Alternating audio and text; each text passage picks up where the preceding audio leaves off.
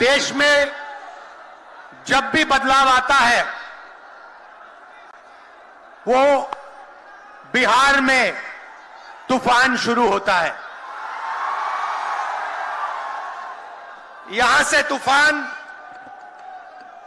बाकी प्रदेशों में जाता है। ये बिहार जो है देश की राजनीति का नर्व सेंटर है, यहां से ही शुरुआत होती है। आज देश में विचारधारा की लड़ाई है।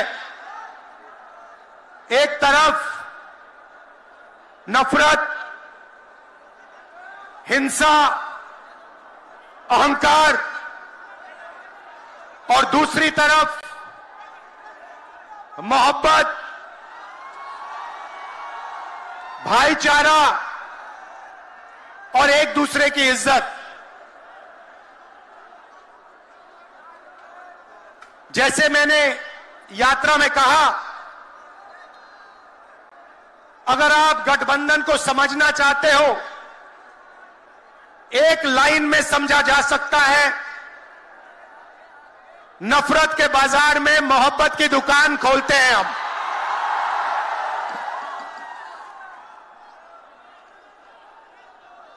इस देश में नफरत क्यों फैल रही है? यह नफरत का देश नहीं है, आप सब जानते हो। आपके दिल में, हिंदुस्तान के नागरिकों के दिल में नफरत नहीं है, मोहब्बत है, प्यार है, एक दूसरे का आदर है। तो सवाल उठता है कि इस देश में नफरत क्यों फैल रही है? भाई और बहनों, नफरत का सबसे बड़ा कारण देश में अन्याय है। अन्याय, युवाओं के खिलाफ अन्याय, आप सबके खिलाफ अन्याय, किसानों के खिलाफ अन्याय, सामाजिक अन्याय, आर्थिक अन्याय। प्रधानमंत्री जी 2-3 बड़े अरबपतियों के लिए काम करते हैं, 2-3 लोगों के लिए काम करते हैं। उनका 16 लाख करोड़ रुपया प्रधानमंत्री ने पिछले 10 सालों में माफ किया है। मैं आपसे पूछना चाहता हूं, उन्होंने हिंदुस्तान के किसान का कितना कर्जा माफ किया? हिंदुस्तान के मजदूरों का कितना कर्जा माफ किया? इसीलिए देश में नफरत फैल रही है। 40 साल से सबसे ज्यादा बेरोजगारी आज हिंदुस्तान में है। क्यों? क्योंकि बीजेपी ने छोटे व्यापारियों को, किसानों को, स्मॉल और मीडियम वाले बिजनेसेस को नष्ट कर दिया है। एक तरफ नोटबंदी की, दूसरी तरफ जीएसटी लागू की। नतीजा यह हुआ, जो लोग इस देश को रोजगार देते हैं, छोटे बिजनेस वाले, स्मॉल और मीडियम बिजनेस वाले, उन सब का काम बंद हो गया। जहां भी देखो बड़े बड़े उद्योगपतियों की मोनोपोली बन रही है।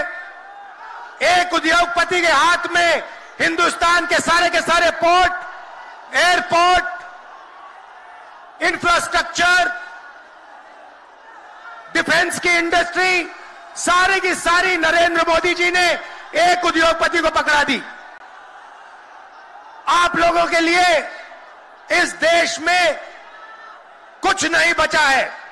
मैं आपसे सवाल पूछना चाहता हूं, इस देश में पिछड़ी जात के कितने लोग हैं?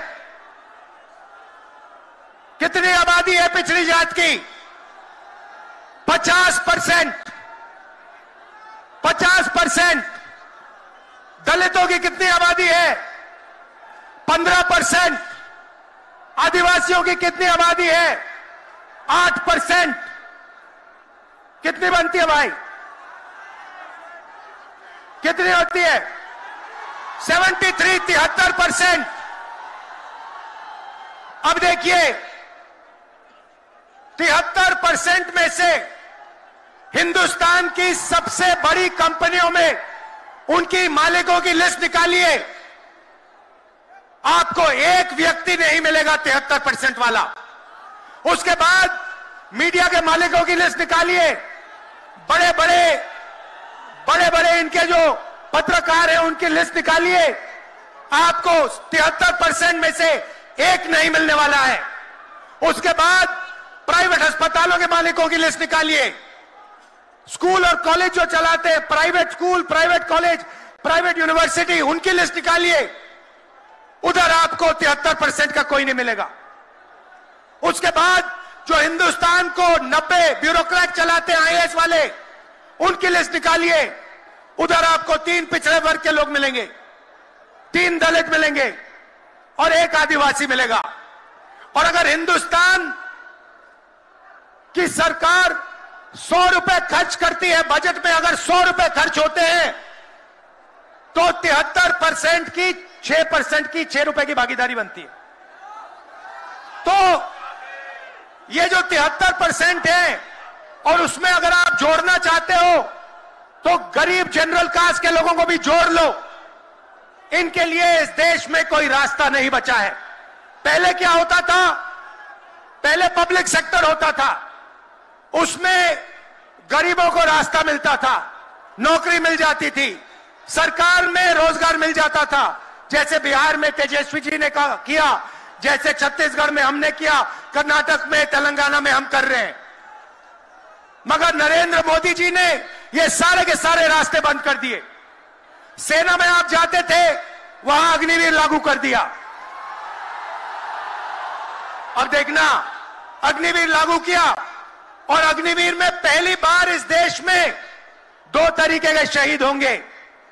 एक शहीद होगा, उसको शहीद का दर्जा मिलेगा, उसे पेंशन मिलेगी, उसे कैंटीन मिलेगी और उसे गांव में, शहर में आदर मिलेगा। दूसरा शहीद होगा, अग्निवीर होगा, वो शहीद होगा, उसे शहीद का दर्जा नहीं मिलेगा, उसको पेंशन नहीं मिलेगी, उसको कैंटीन नहीं मिलेगी और उसको ट्रेनिंग भी सही नहीं मिलेगी। एक तरफ चाइना के सैनिक, पाकिस्तान के सैनिक सालों की ट्रेनिंग लेते हैं और हमारे युवाओं को नरेंद्र मोदी 6 महीने की ट्रेनिंग देने के बाद उनके सामने खड़े करने की कोशिश कर रहा है। नतीजा आप जानते हो। मैं ज्यादा नहीं बोलना चाहता हूं क्योंकि लालू जी को बोलना है। ये देखो, लालू जी को बोलना है, मगर मैं सिर्फ ये कहना चाहता हूं, बीजेपी के लोगों को गलतफहमी में नहीं होना चाहिए। हम लोग बीजेपी से, आरएसएस से नहीं डरते। हमें कोई फर्क नहीं पड़ता। हम देश के लिए लड़ते हैं, हम देश के लिए मरने के लिए तैयार हैं और हम बीजेपी को, आरएसएस को यहां से हटा के इंडिया की सरकार बनाकर दिखाएंगे। आप सबका दिल से बहुत बहुत धन्यवाद। नमस्कार, जय। Welcome to K-Mall, a premium project by Kaleem Group. K-Mall is in the heart of Kolkata's electronic, garment and lifestyle hub, Khidirpur. K-Mall, which is designed as a world-class mall, is the outcome of endless effort of our experts, combined with modern superb techniques and new age design. Book now